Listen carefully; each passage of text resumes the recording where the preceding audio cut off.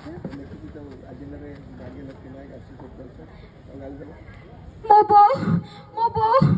बो मरी गले मो कथा के बुझे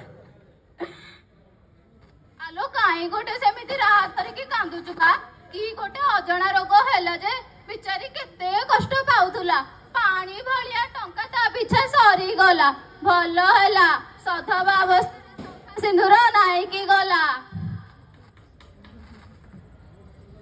आलो ए बुढ़ी आलो तो पाटी रे जीवंता पको पड़ू मो आलो तू को जानिनु आलो तो बो को की रोग हेतिला बा कोन रोग हेतिला की आलो कैंसर कर्कट रोग कैंसर कर्कट रोग ब्रेस्ट कैंसर कर्कट रोग आलो एमिति कोन जो बा तमे कौन एमती लुचे चुपे बड़ पाटे कौन एमती सब लुचे चुपे जेते असुविधा डाकी आणुच आलो ए आले जोगी माने एते बड़ पाटी रे लज्जा कथा उरा कोन कहउछ बा आलो माउसी तमे कोन जानि नखिबा हमर ए हाथ गोड़ जेमिति हमर ए स्तन बिगड़े सेमिति मुख्य अंग आमे तारी যত্ন নেবা নিহাতি দরকার আল মাউসি আমি কোন তম মা ক্ষীর খাই নতিল কিবা এ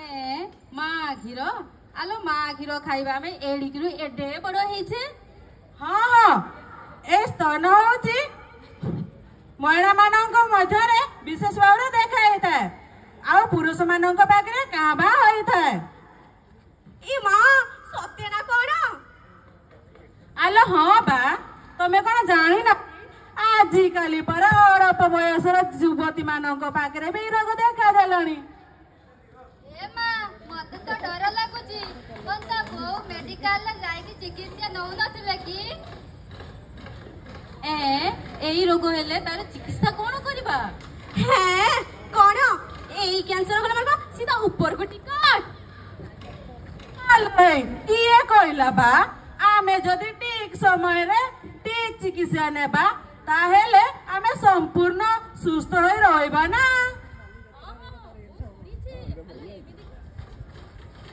हाँ हाँ मु सुनिची आले एमिति केते लोक सुस्थ होई साधारण जीवन यापन काटुती ना आले हाँ बा जानिचो सुनो सुनो आम गाँ पाखरे ना जने भलो डाक्टर रानी दीदी अछंती से आसिले आमको भलो करी बुझाई देबे ए रोग विषय रे हेलो ए माउसी तमे कोन कहछ मु डाकी आनबी टी हां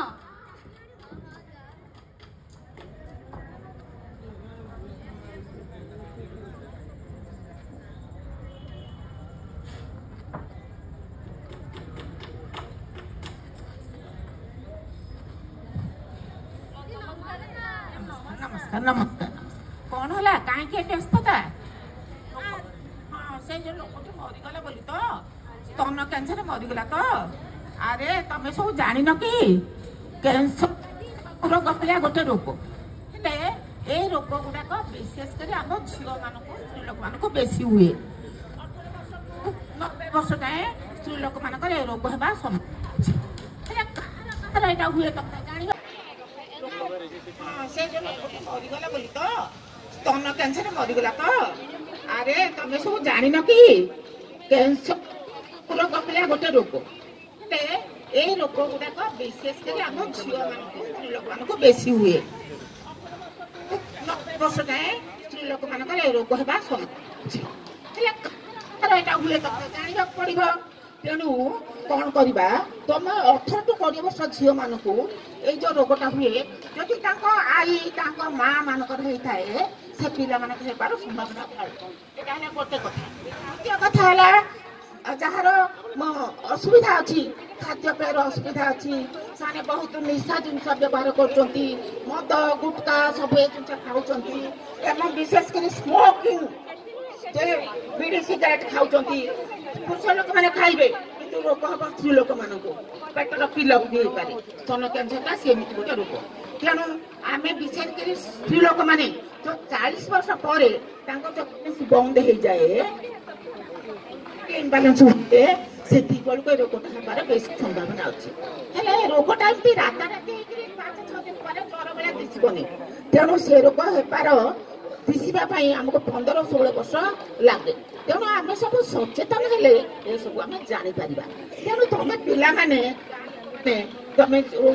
ପାଠ ପଢିଛ ଅନ୍ୟମାନଙ୍କୁ ସଚେତନ କରିବ। ଦିନେ ବିଶେଷ କରି ଆମେ ଜାଣିଲେ ଆମ ଖାଦ୍ୟପେୟର ଯତ୍ନ ନେବା, ଆମେ ଏକ୍ସରସାଇଜ କରିବା, ଯୋଗ ପ୍ରାଣାୟାମ କରିବା, ଅଧିକାଂଶ ତେଲ ଚିକିଟା ଜିନିଷ